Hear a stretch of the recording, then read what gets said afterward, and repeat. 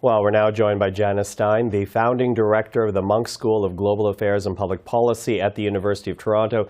Janice, as always, really appreciate the time you take with us. It's just a pleasure to be with you, Michael. Listen, I want to begin with the blast at the Ali Arab Hospital. Authorities, as you know, in Gaza blamed Israel very early on, but the U.S. president today backed up the Israeli report, which pointed to errant rockets fired not by Israel, but by Palestinian fighters. And that is apparently based on multiple strands of U.S. intelligence. How important was that backing from the U.S. president on this incident in particular?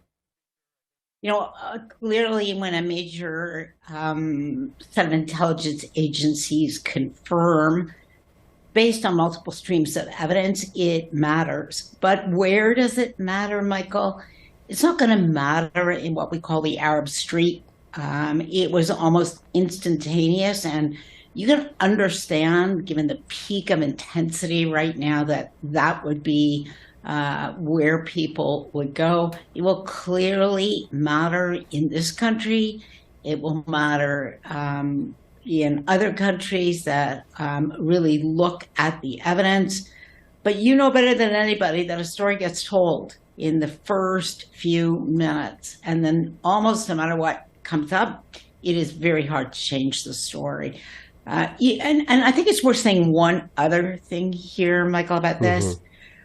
However this happened, whether it was an Islamic Jihad rocket that misfired, however this happened, I did not believe, even when I first heard the story yesterday, that this was a deliberate assault on the hospital. It made no sense for any party to this conflict to do this. So we have to be careful when we attribute, when it just violates all common sense. And secondly, this is what happens. We call it the fog of war. Terrible, terrible, terrible, god-awful accidents happen, and innocent civilians pay with their lives. Now, when you speak of civilians, President Biden did announce millions for humanitarian aid today. That's for people in Gaza and the West Bank. And Israel, importantly, now says it will not block provisions of food, water, and medicine going into Gaza from Egypt. How quickly will that aid flow now, then? So what this is about, Michael, and what it's been about for, frankly, a week, is inspections of the trucks that roll across the border. So immediately, it's not immediately in the Middle East. There will have to be a procedure set up for inspections. And there is still huge distrust on both sides now. It's going to be very important that the only cargo on those trucks is fuel, is food and water and medicine. And frankly, I would send the water and the food first across the border. I would think that given that President Biden came himself, which is really an extraordinary act, it would be beyond disappointing to the U.S. administration if this corridor were not opened up. There are heavy costs to anybody that's going to get in the way of it now. Yeah, well, and without a doubt, the U.S. has two strands here. One is to stand firmly with Israel, but on the other, to address the humanitarian crisis that the world is pointing to right now. But, you know, there is concern, Janice, that this conflict will expand most immediately with Hezbollah in Lebanon. But we heard over the weekend Iran warning of far-reaching consequence if Israel carried out its ground offensive in Gaza. Are we looking at the possibility of a wider conflict? And if yes, how soon?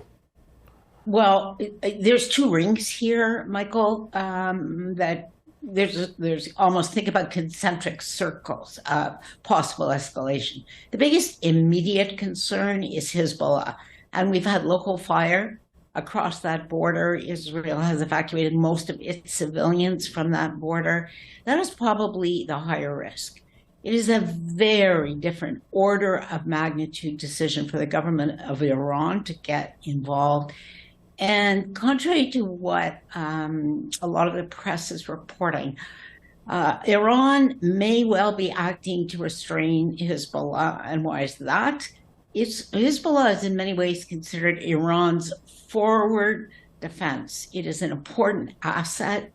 And I think It will be a very, very, very difficult decision for Iran to encourage that escalation, because they would be giving up an asset they have invested in and built up for over 15 years.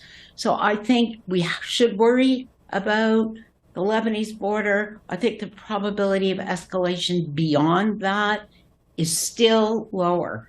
But we haven't started the really terrible part of this war yet. Yeah, and if we saw what we saw yesterday, this is a haystack. It only takes one lit match. And sadly, that is true. And a lot of people are wondering about the possibility of a brokered peace. Is there anyone that can do that, or will a ground invasion have to happen first for Israel?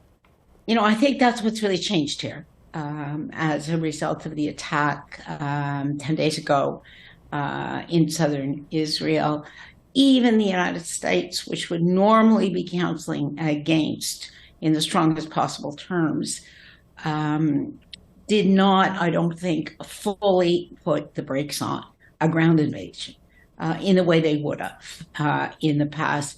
There's a sense the page has turned now as a result of those attacks.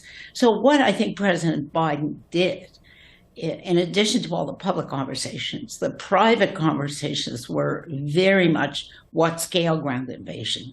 What's the goal?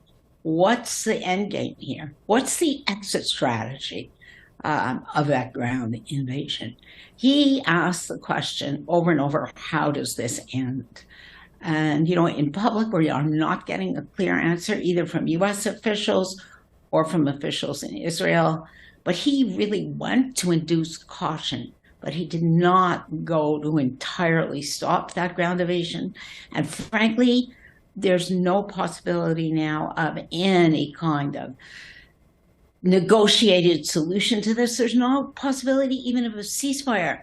And in large part because of the scale of the dead and wounded last 2 Saturdays ago, but also there are 200 hostages. And that really, it complicates both ends. It complicates the fighting, but it surely complicates any kind of negotiation process as long as those hostages are being held and their fate uncertain. You heard, Michael, one of the things President Biden said this morning, he wants Red Cross access to those hostages. Yeah. That is effectively treating them as prisoners of war. Well, certainly many people are worried about the hostages, children, infants among them. Janice, such a difficult story to be chatting about, but really appreciate your insight as always. Thank you for this. It's a pleasure, Michael.